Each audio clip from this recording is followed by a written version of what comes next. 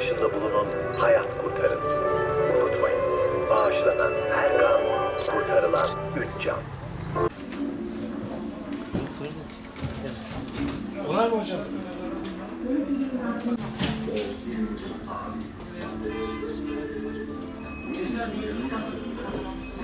Gözlük var hocam sonra.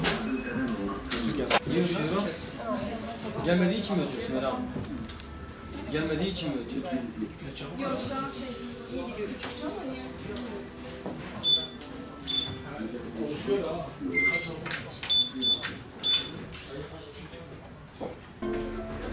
Olay mı hocam?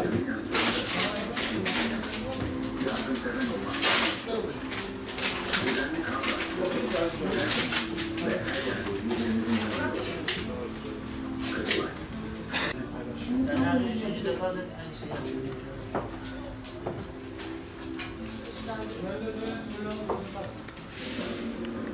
Tamam hocam. Haberi var, gözlüğü var. Bakacak hocam. İyi farklı zaten.